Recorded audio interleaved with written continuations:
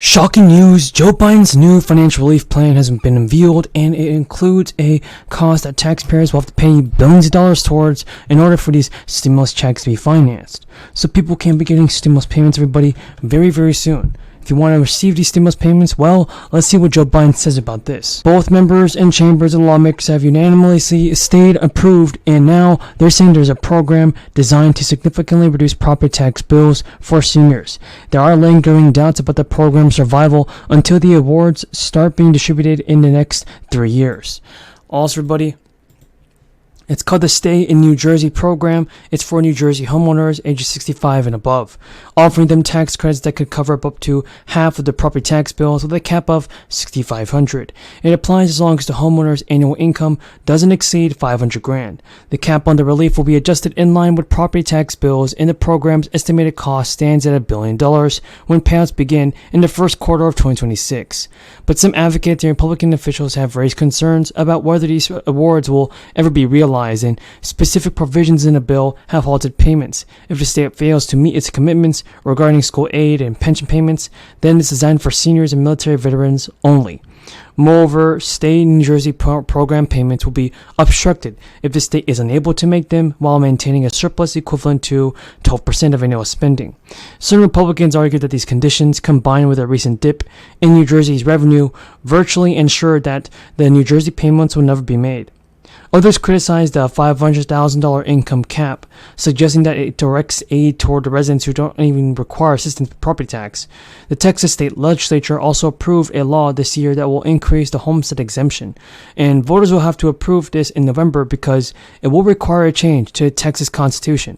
It will lower the property tax bills for homeowners, and in the wake of the Supreme Court actually cutting down Biden's student loan forgiveness plan, groups are aiming to take at its efforts to deliver the debt cancellation to scores of Americans.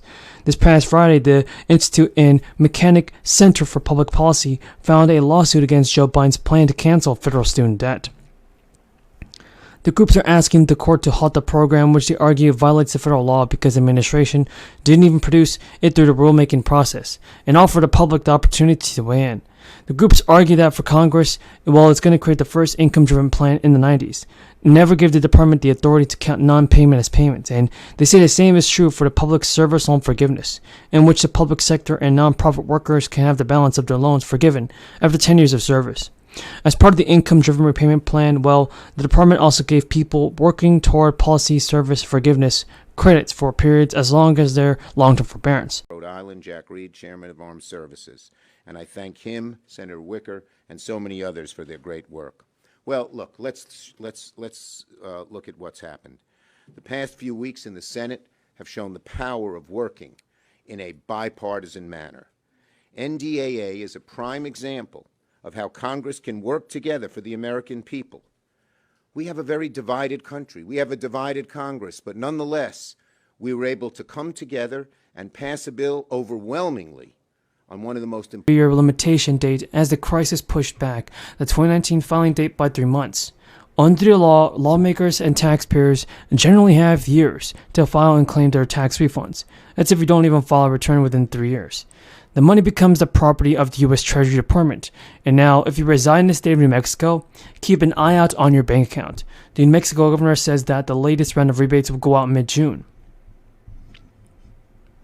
thanks to a bill passed by lawmakers during the legislative session. New Mexico people have previously filed taxes and will get another round of rebates. Single tax filers will get $500. Married couples will get more. And taxpayers who use direct deposit when filing their tax returns will get the latest round of rebate checks automatically via direct deposit. If you moved here since 2021, you should update your address online via the Taxation and Revenue Department's Taxpayer Access Point. Now, for everybody in the United States of America, well, the Bureau of Labor Statistics reported that the consumer prices climbed 5% in March, down from 6%. The latest inflation reading represents the 9th straight month of easing price growth on an annual basis, and it's down from 9% high last June.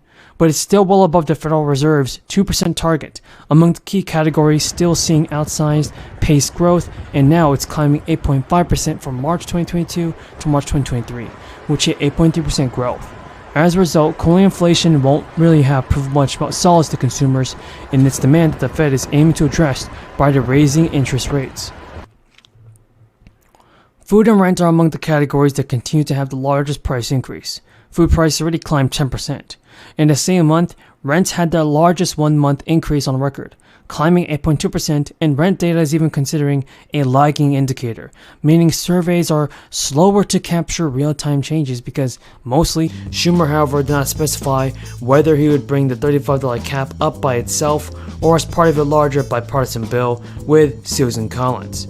Now, Senate Republican Chuck Grassley reported that he would support a $35 cap if it came up again. Now, he wrote on a Twitter post, voting the cap was not about insulin, it was about Democrats ignoring budget rules. The Senate has already voted 50-50 on the vote, and Kamala Harris already passed it. Bernie Sanders already labeled the new legislation as the so-called Inflation Reduction Act and agreed with analysts in that it would have a minimal impact on reducing inflation. But Joe Manchin denied claims that it would raise taxes. Currently, friends, there are 2 Democratic representatives, and they may be hesitant to vote in favor of the bill. After expressing concern last year, Democrats currently have a 5-seat majority in the House of Representatives, meaning if all 4 Republicans vote against it, it would only take 5 Democrats opposing it to fail. The House of Representatives is slated to take up the Inflation Reduction Act later this week, where Democrats seek to pass it and send it to Joe Biden's desk. Now, here's more stimulus checks and more relief money coming to the low-income, Social Security, and also Ssdi and Ssdi beneficiaries. Now, older New York homeowners would be in line for expanded tax relief in the state, under legislation that was just approved by the governor.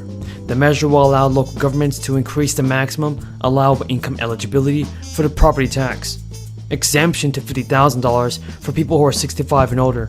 The measure will increase the current limit as set at $29,000 a year for older New Yorkers who live outside of New York City. The new law is part of a legislative package meant to strengthen homeownership and affordability in the state. The governor approved a law that will strengthen benefits with a timeline designed to be more flexible for homeowners who are in need of making emergency repairs. Another measure approved by Hochul will extend the option for municipal governments to provide a property tax exemption for first-time home buyers who are purchasing newly constructed homes through 2028, and also extending a provision that was set to expire by the end of this year. Hochul also announced that more than $64 million in federal funding to help struggling New Yorkers with children with their expenses amid the ongoing crisis is going to come fast. The emergency fund will provide one-time payments to help with the cost of diapers for struggling families, cover food expenses for households with both children and older adults, and also provide housing assistance. The state is going to issue one-time payments to families enrolled in SNAP. Families will receive $140 per dependent. And also, President Biden's approval rating rose to its highest in 2 months in a newly released poll. Biden's approval rating rose to 40%. The increase is partially fueled by Democrats' approval and approving of Biden's job performance. The poll showed Biden's approval rating among Democrats rose